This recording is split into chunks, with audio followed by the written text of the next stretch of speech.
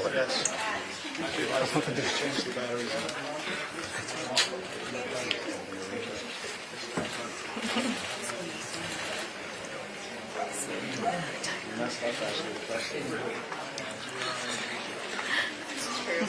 How's that work out, Don?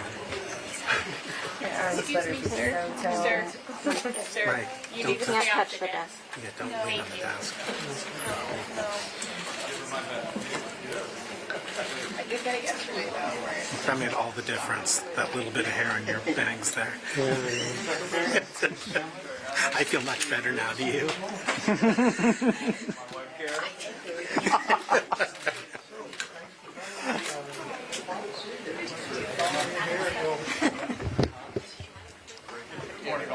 Hi, Vice President. Vice President. Look at you guys.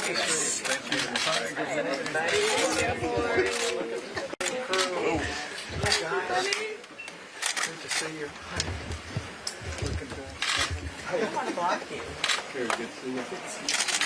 Mom, okay? Okay. Good. Okay, you got your cup. Okay. Hi, guys. Good to see you. Thank you so much for coming. You guys really draw a crowd. So, Mr. Vice President, you've been in this room before, so I think you know the drill. I have. But this is for you this time. And, we'll have you just sign your declaration.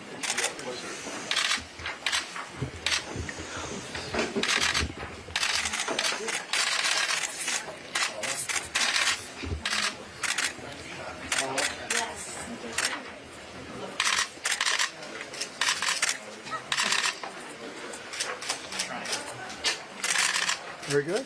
Good. And $1,000. Looks like you're official. And we have just one other thing for you to.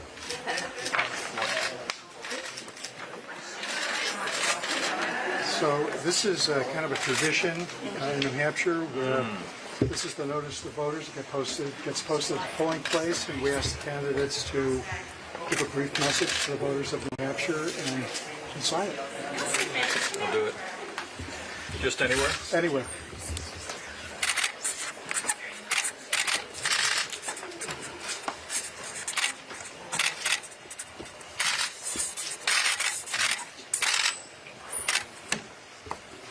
And that's great. We look forward to your photo being in one of the frames around the wall, along with all the candidates that have been here before you. So if you'd like to make a few comments. Well, Mr. Secretary, and to our friends that are gathered here, thank you all for being here. Very humbling day for me and my wife Karen to be standing here in the first in the nation primary state, to be able to put our name on the ballot for the highest office in the land. And I want to thank you for the warm welcome.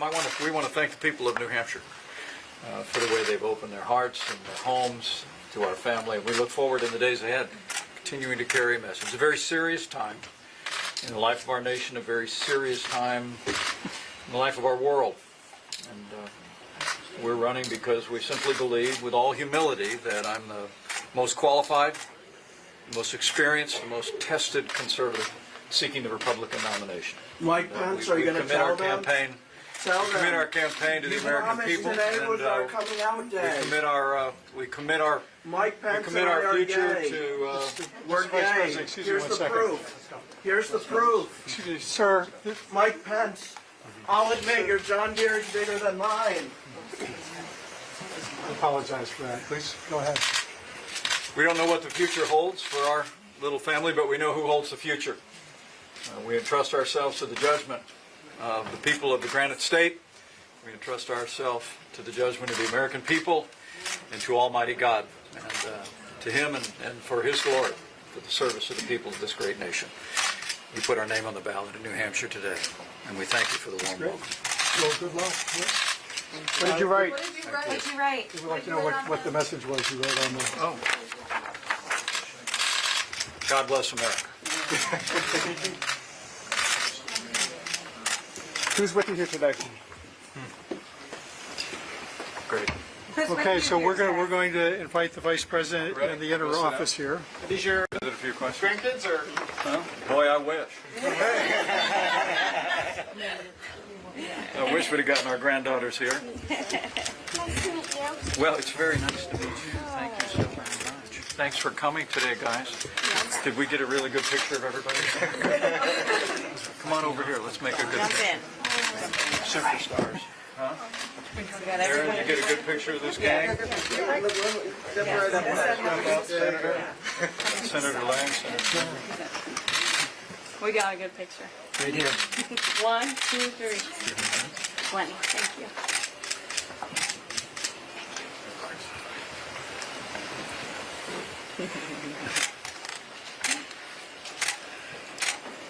Thank you very much. Thanks, everybody. Thanks, guys. Great job. Good job. On the flags. You look warm. Thank you, girl. God bless you. It's Ainsley's. Ainsley's birthday? Today. Happy birthday. Good. Did we get an Ainsley picture here? I'll stand on this side. How old are you today? 15. 15. Okay. Ready? Oh, thank you so I much. got a feeling Ainsley's going to be standing at this desk one day. Happy birthday. Thank you. Yeah, proud of you. Have a wonderful day. God bless Okay. you. Bye. Thank you very much. Again. Maybe it's going to be her. The girl's got a future.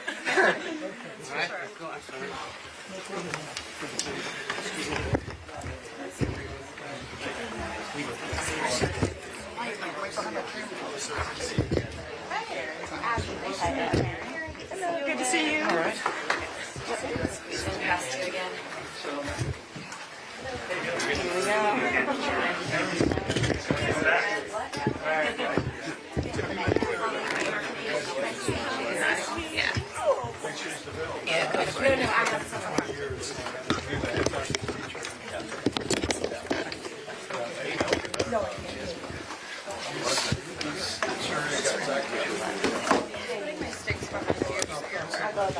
I am too. We have a camera over there. Don't worry.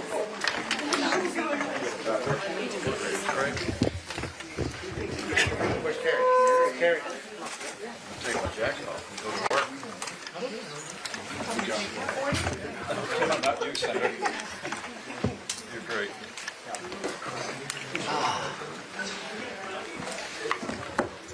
Well, let me thank everyone for being here. It's a very humbling day for me and my wife, Karen.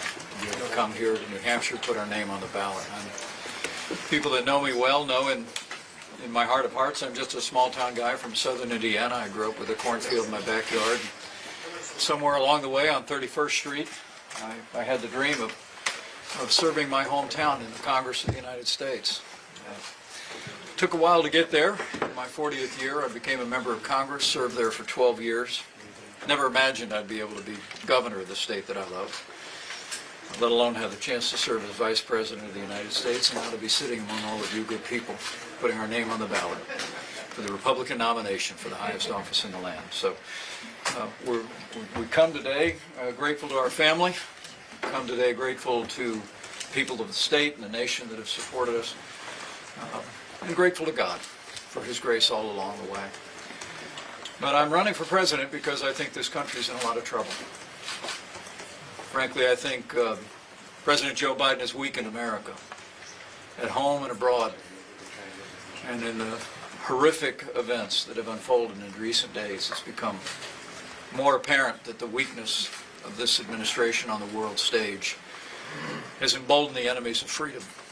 It's a serious time. I think it calls for serious leadership.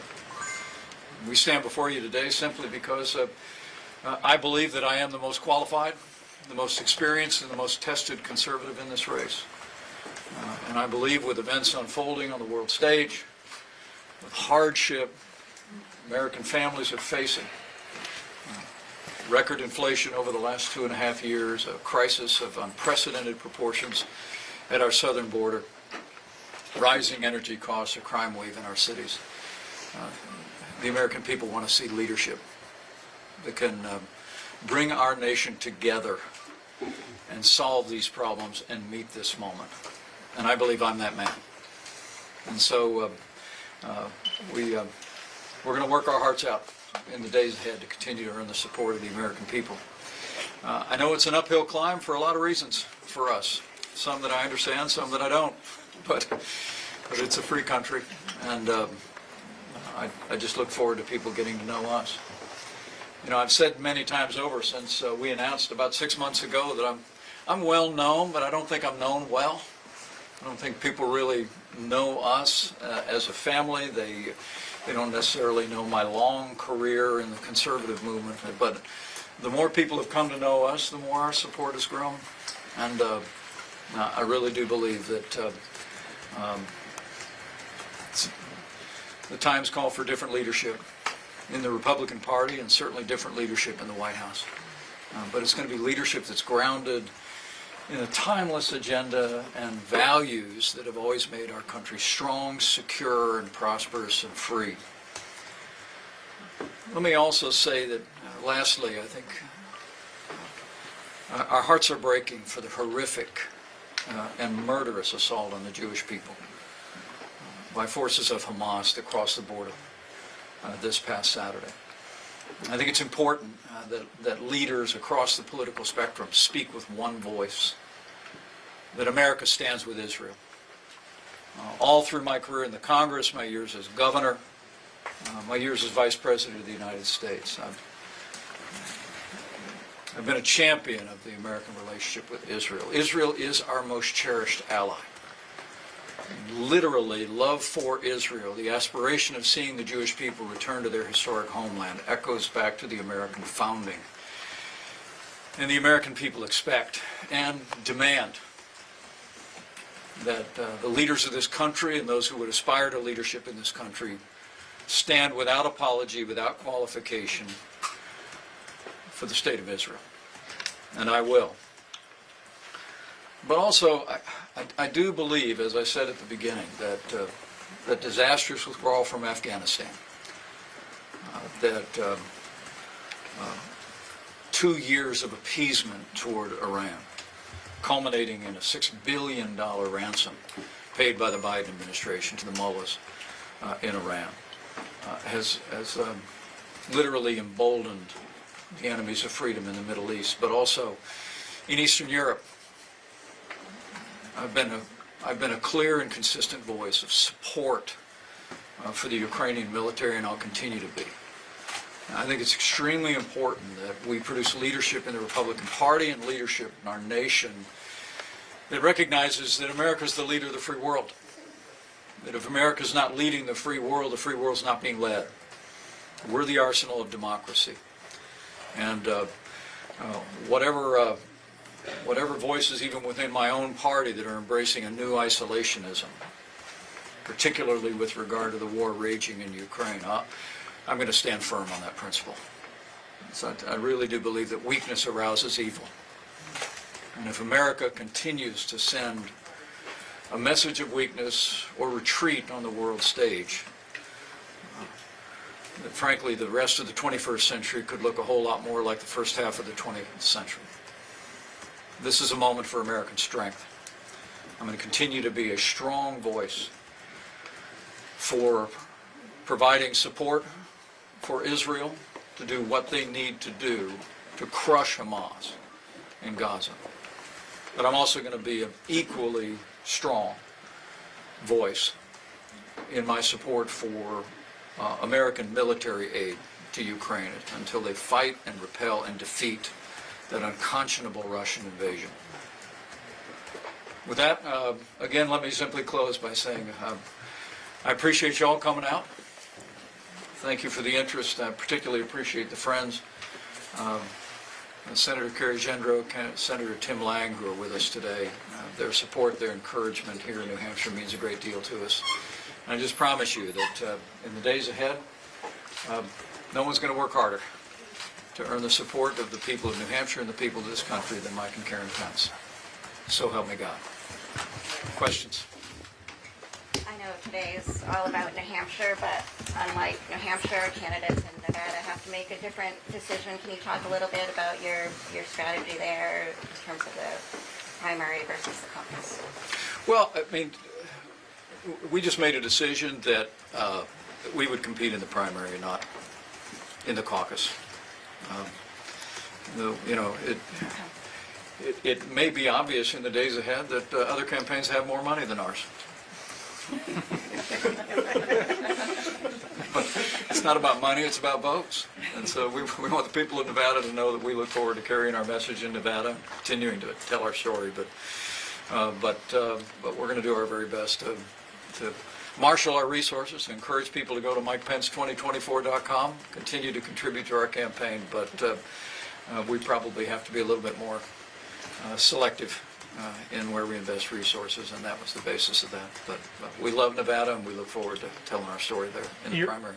Your former running mate had some disparaging comments about Israeli Prime Minister Netanyahu, and not praise, but definitely had some nice things about Hezbollah. And I'd love to get your reaction to that, and whether this is the right time for Donald Trump to be talking about that.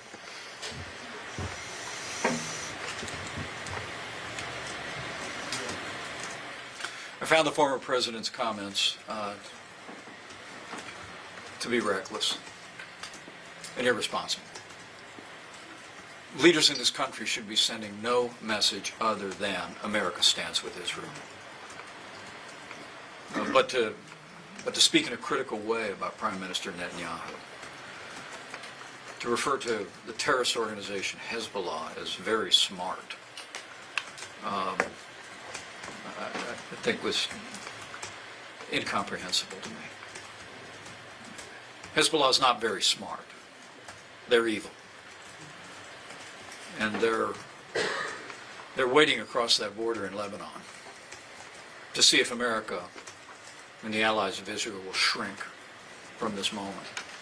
I believe this is a moment where we ought to send a steely resolve to the enemies of Israel in the region and make it clear that we stand today with Israel. We will stand tomorrow with Israel. And in the very difficult days that lie ahead, when Israel does what it needs to do to crush Hamas, we will stand with Israel then as well. Mr. Vice President, you mentioned the money. This New Hampshire primary started a century ago to try to take power back from political parties and bring it to the people. And I'm wondering if you think, here we are a century on, if the parties and money power and forces bigger than people have too much of a say in how the process of picking a president works. Well, I started my career in the Democratic Party, and I heard the voice of Ronald Reagan, who the people of New Hampshire came to appreciate in a particular way many years ago. I joined the Reagan Revolution and never looked back. I'm a proud Republican. But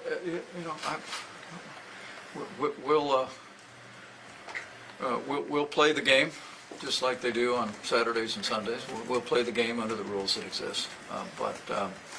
I'm someone that has long believed that our campaign finance system could use more freedom and more transparency. And when I was in the Congress of the United States, I was an advocate of campaign finance reform. It seems to me that the idea that super PACs can operate under one set of rules, but campaign committees operate under another. The American people believe in freedom, but no complaints, no regrets, no grumbling. I'm incredibly grateful. We've had tens of thousands of Americans that have stepped up, contributed to our campaign. Our super PAC has done extraordinarily important work, particularly in the state of Iowa. We're grateful for people that have supported that effort. So, but I believe in the two-party system, and we're going to continue to work hard within that system to earn the support of the people of New Hampshire and the people of this country. Do you have enough small dollar donors to qualify for the third debate? We're working on it. It's MikePence2024.com if you're curious. But no, Do you think you're at that point? We've literally had tens of thousands of people. We qualified for the second debate before we got to the first debate. But I hope to be on that debate stage another time. But we're going to tell our story. We're going to work hard, and I'll keep you posted. Mr. Vice President, Massachusetts considering that lawmakers are trying to shelter all the migrants that are showing up in the state. They say that this is a federal problem and shouldn't be something the states are dealing with. So I guess if you were elected, how would you handle those that are already in the country and try and solve this crisis? Yeah, right. Well, the first thing I'd do is I'd secure the southern border of the United States. Under our administration, we built hundreds of miles of border wall. But maybe more importantly, I negotiated with the Mexicans what came to be known as the Remain in Mexico Agreement. Sat across the table just about like this with Mexican officials and told them we wanted them to agree to have people wait in Mexico when they applied for asylum. And literally it reduced illegal immigration and asylum abuse by more than 90% in a very short period of time. It'll work again. We can also use measures like Title 42 to be able to remove people immediately. So first is you stop the avalanche of humanity fueled by the cartels and no less extent the avalanche of fentanyl. It's claiming lives here in New Hampshire and in states across the country. You secure the southern border of the United States. Secondly, I think you deputize courts and prosecutors around the country to expedite the processing of asylum applicants. And literally, we have millions of people that are in the system today who've applied for asylum, but now are dispersed throughout the country. We ought to process them. There are people, maybe from countries like Venezuela, that lives under a tyrannical socialist dictatorship of Nicolas Maduro. There may be people that have legitimate claims to asylum, but I expect there are millions who do not.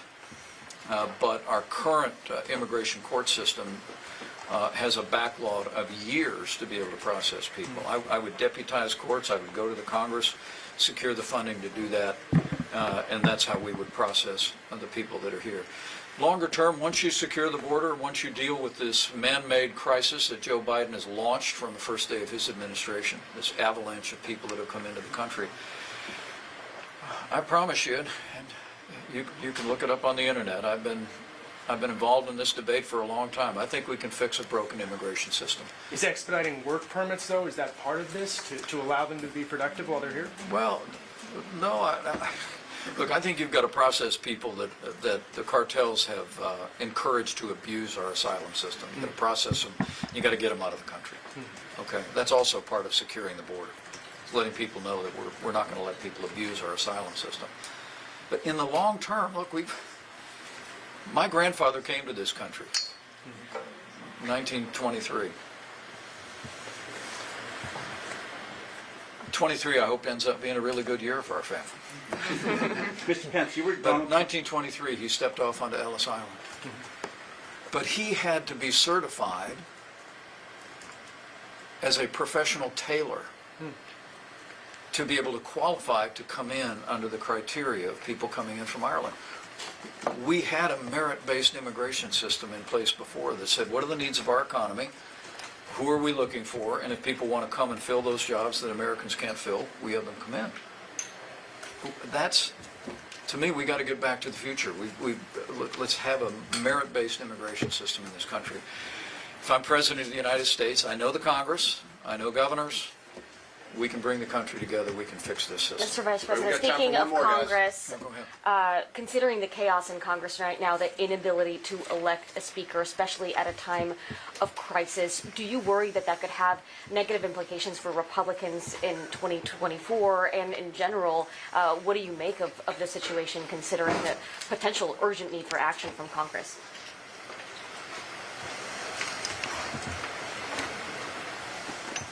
I'm more worried about negative implications for the United States of America than I am about the Republican Party.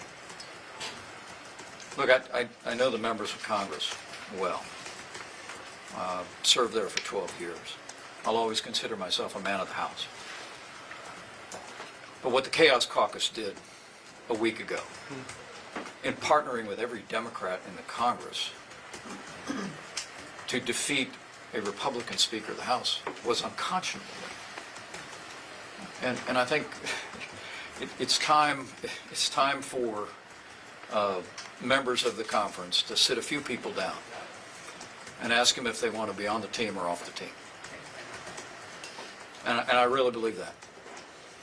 Look, I was a chairman of the House Republican Conference. There is a agreement among members that whoever the conference votes for Speaker, everybody goes to the floor and votes for.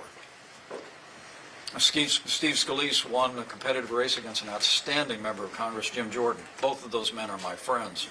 I admire them greatly. They'd both be great speakers of the House. But the idea that after a majority of the members of Congress voted for Steve Scalise to be the conference choice for Speaker, the fact that other members defected from that, I think it's a breach of trust.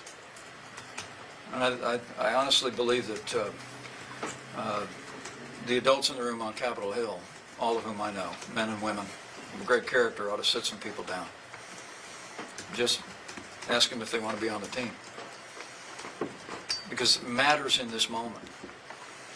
We have a crisis at our southern border. The Middle East is at war. We have war raging in Eastern Europe. This is no time for the kind of intra-party fighting that we're seeing. And so I give no quarter to those that are sowing chaos in the Congress today. It's time for them to step up, find a man or woman who will lead as Speaker of the House, get it done this week, because the days are only becoming more dangerous and more perilous. And with the looming threat that the cowards in Hamas are expressing, not just in Israel but worldwide, the American people want to see every branch of our government is ready, willing, and able to meet this moment and defend our nation and defend our interests in the world. Would you support Jim Jordan? I will support any member that secures the support of the majority of the members of conference. Should they work Right, with the thank you Democrats? guys. Thank you guys. Thank you, everyone. How about one more? I'll get Thank in you. trouble. First of all, Israel has ordered 1 million Gaza residents to evacuate south, and Hamas has told residents to ignore that order. What would you do for the innocent people who are within Gaza right now when Egypt's border is closed and Israel's border is closed to help prevent a humanitarian crisis there as well? And then also, there have been spreads of threats attacking synagogues and other Jewish communities. How would you help on the home ground prevent the spread of anti-Semitism? Well, anti-Semitism is evil. And I think it's imperative that today, through Shabbat tomorrow, that local law enforcement and federal law enforcement are especially vigilant to protect our Jewish community in this country. And I would have no other view if I was serving as President of the United States. With regard, I have to tell you, this is part of the challenge. We've got to send a deafening message that America stands with Israel, including in the days ahead when Israel's going to do what has to be done. Since 2005, when I was in the Congress, and I recall the Bush administration agreed to allow Hamas to take over Gaza, which I thought was a historic error, and now we see it for what it is. But successive administrations have engaged in containment of Hamas. Speaking about the Israeli government, that's no longer acceptable. They have to crush Hamas. We have to be willing to stand by them while they do that work. That will be tough, will be difficult. Now, with regard to innocent civilians in Gaza, I would be on the phone with President El-Sisi and tell him, open your border. Open your border. We'll make it right. We'll figure it out. I mean, the United States has enormous leverage in the region. Economically, we supply military resources to Egypt and other countries around the world. Give them access to what we create, produce for their own security. Not acceptable to me that the Egyptian border is closed. Ought to be open. But at the end of the day, the war is hell. But what Hamas inflicted on Jewish people, unspeakable and horrific violence against men, women, and infant children, must be met with overwhelming force. And the leaders of this country cannot flinch in supporting Israel when they do what needs to be done, to hunt down and crush Hamas and destroy their ability to threaten the Jewish people once and for all. And I will. Great. Thank you, guys. Appreciate it.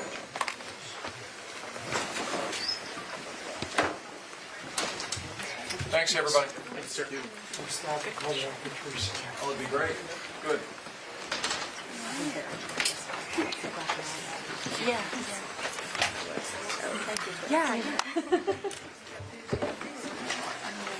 I think I have a camera out there.